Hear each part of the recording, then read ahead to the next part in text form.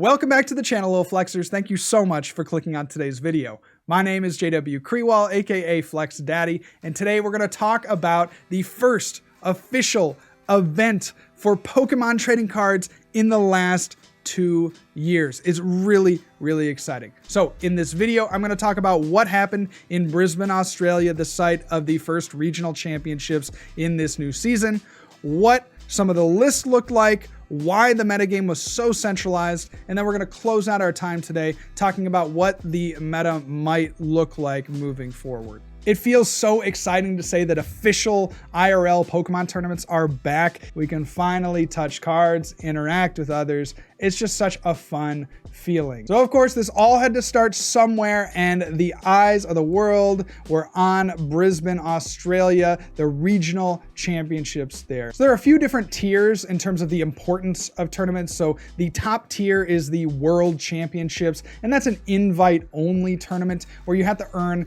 championship points to attend. You have then coming down the International Championships, and those are very large tournaments that anyone can enter. And then just under the International Championships, you have Regional Championships. So that's what happened here in Brisbane, Australia, a regional championship of about 150 players, which is pretty sizable for their area. Now, the winner of this tournament, Natalie Millar, won $2,500, and it scaled down to the rest of top 16. And she also won a number of championship points, which again are going to help players earn invitations to the World Tournament. So if we take a look at this metagame, this was the top 16 decks from the regional.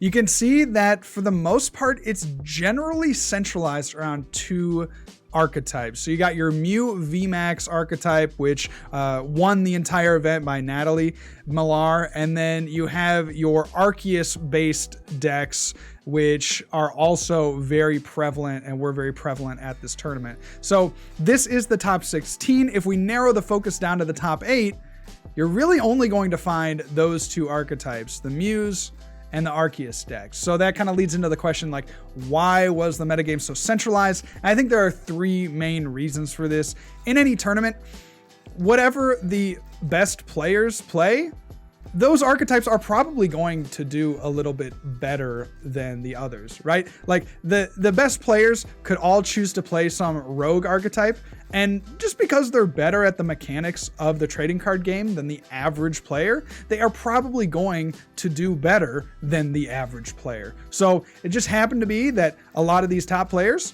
opted to choose either Mew or Arceus based decks. Another reason these two archetypes comprised most of the top 16 and all of the top 8 is because, generally speaking, not always, but generally players tend to be on the safer side for these big events. Remember, there was about $5,000 of prizes on the line for this event. And so you don't want to go in there with some random untested deck, right? Mew was the best deck in format from the last format. We get a really great new card in Arceus. For the most part, people are going to play it safe. They're not going to get too crazy, especially when you think you can outskill the player across from you, no matter what deck you bring. The last reason I think that this metagame was so centralized is because we are seeing pretty historic amounts of brokenness from both the Mew deck and the Arceus deck. We have never seen an ability as strong as Arceus V-Star, with the Starbirth being able to search out any two cards. That is so consistent. And then on the other side of the coin, you got Mew VMAX with, of course, the Genesect that can draw a bunch of cards a turn.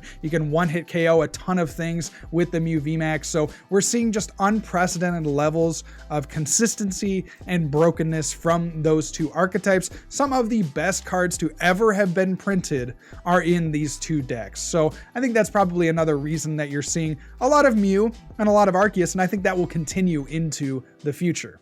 Taking a look at the Mew VMAX list, this list looks a little different from the ones that you may be accustomed to seeing. There's a couple of differences from the lists that players are playing in Australia to maybe what you might have seen in an online tournament.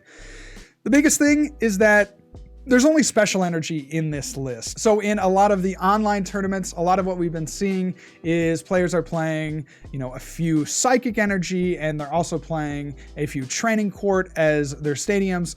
and so they can recycle the psychic energy. And the idea is that you can swing into a card like Duraludon Vmax with its ability, and it's unaffected because you only have basic energy attached. One of the reasons that these players felt like, hey, maybe I can just get around that, not even have to worry about Duraludon, is because they can go a lot faster than the Duraludon deck. You can obviously swing into Duraludon with Mew VMAX's Max Miracle, so you can just two-shot it anyway, even with special energy. And then finally, you can just outspeed. You have the double turbo energy, you can boss something up on their bench, and then if they think they have you kind of checkmated with a Duraludon and no other Pokemon, well, you can just Echoing Horn back a V, gust it up, and take that knockout as well. So there's a lot of ways to kind of circumvent the Duraludon deck. For the most part, you're only going to have to knock out one Arceus V, maybe one Arceus V-Star. You're going to have to get through one Duraludon, but then you can just Echoing Horn up another Pokemon that was in their discard pile that you know you can knock out with the Mew deck. So this is kind of an interesting little spin on Mew, and I think will be the standard going forward now that we know that this kind of build can beat Duraludon. The other big change that I think is really scary to me is the reduction of stadiums. Now, I don't know specifically from Natalie what her thought process was in regards to the stadiums, but I have an idea. You say that there's only 2 Rose Tower as the only stadiums in this list, and I feel like it's because she's relying on the double turbos to get attackers off, and you can really just cycle between Mew VMAXs in any matchup that would require you to have abilities. I mean, you don't necessarily need them outside of that first turn. And if you can find a stadium off of a Rotom phone, you can always guarantee that you'll have a stadium for next turn. Dig a little bit deeper into your deck. But because you're not reliant on the manual single energy attachments, you can really abuse boss's orders with the double turbo, and you don't necessarily need to be able to draw every turn. You got the Rotom phones, you can stack the deck, you can kind of just figure it out without having to draw off of Genesect V's ability turn after turn. You don't need to draw with the Genesect because you don't need to try to find your energy turn after turn. You have the double turbo and you can still make a lot of cool plays with that. So we talked a little bit about what Mew was like and kind of the trends of the Mew VMAX deck. Let's switch gears to the Arceus list. This was an Arceus list piloted by Mitch Nuki of the Sableyes, another content creator here on YouTube. And this list, again, just very straightforward. Arceus is such a good card, not only as a support Pokemon and the Starbirth ability, but also with the Trinity Nova attack. Does a lot of damage, can 2-hit KO anything in the format, and also just accelerates to benched Pokemon. So you don't really need any other attackers besides Arceus V-Star, and that's what this list is aimed to do. Get out an Arceus V-Star, get another one on the bench, and just be able to cycle between those attackers. Now, what I dislike about this list is that it seems very greedy in terms of the amount of support that you have. The supporter line, 2 research, you got a Marnie, you got a Judge. Those are your only real live draw supporters on turn 1. Of course, you have Melanie, but that would require you to get energy in the discard, and sometimes that can be a bit of a hassle. Now, I'd be really curious to hear if Mitch has any thoughts on this list, if he would have played a different deck, knowing what he knows now about how the format shaped up in Brisbane, or if he would have stayed with this Arceus V-Star deck. A really, really solid finish for Mitch, coming in at top 8 and netting himself $500. So congratulations, really cool list. I love the Judge. This is one card that I think might see a little bit more play heading on into the future, because like we talked about with the Mew VMAX deck, they are going to be trying to stack their deck with the Rotom phone, maybe put a stadium on the top of their deck to be able to draw on the following turn with the Genesects.